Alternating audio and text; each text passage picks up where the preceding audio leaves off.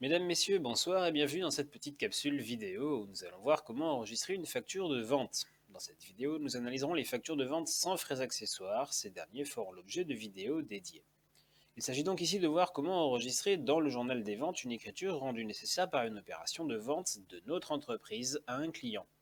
Pour enregistrer une écriture de vente sans particularité notoire, nous aurons besoin de trois comptes. Le compte 411 permet d'enregistrer la créance que nous avons sur notre client. Il sera systématiquement débité pour le montant du net à payer présent sur la facture. C'est notre flux entrant, notre emploi. Il nous faut ensuite un compte de classe 7, le 701 si nous vendons des produits finis ou le 707 si nous vendons des marchandises.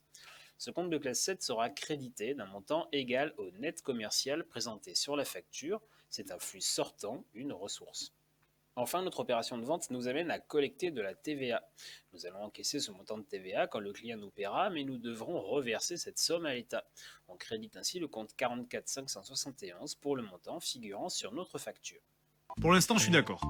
Prenons l'exemple suivant. Mon entreprise vend 1000 euros hors taxe de marchandises à un client, la TVA est de 20%. Nous obtenons donc la facture suivante que l'on va enregistrer avec l'écriture que voici. Je débite le compte 411 de 1200 euros, soit le net à payer. C'est la somme des 1000 euros de marchandises hors taxe, soit le net commercial enregistré dans le compte 707, et des 200 euros de TVA enregistrés au crédit du compte 44 571. Posons-nous maintenant la question des réductions commerciales. Comme on l'a dit précédemment, on enregistre dans le compte de classe 7 le net commercial calculé sur la facture.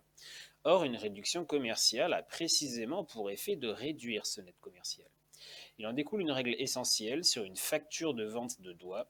Les réductions commerciales ne font pas l'objet d'un enregistrement dans un compte dédié. Reprenons notre vente précédente, mais admettons cette fois que nous accordions une remise de 10% à notre client. Voilà ce que ça donne. Par conséquent, notre écriture ressemblera à ceci. Je débite le compte 411 de 1080 euros, soit le net à payer. C'est la somme des 900 euros de marchandises hors taxe après remise, soit le net commercial enregistré dans le compte 707, et des 180 euros de TVA enregistrés au crédit du compte 44 571. Les 100 euros de réduction commerciale ne sont donc pas enregistrés spécifiquement dans un compte dédié. La remise est absorbée dans le net commercial calculé. D'accord, faisons comme ça. En revanche, les réductions financières que l'on appelle escomptes sont enregistrées au débit dans un compte dédié, le compte 665. Ce sont des charges financières que nous ferons apparaître dans notre compte de résultat. Prenons la facture suivante et voyons ce que ça donne. De nouveau, je reporte mon net à payer au débit du compte 411, mon net commercial au crédit du compte de classe 7 et ma TVA. Il ne me reste plus qu'à débiter le compte 665 pour faire entrer cette charge dans mon compte de résultat et équilibrer l'écriture. Est-ce que c'est compris? Ah oui, oui, oui, oui, oui, oui, oui.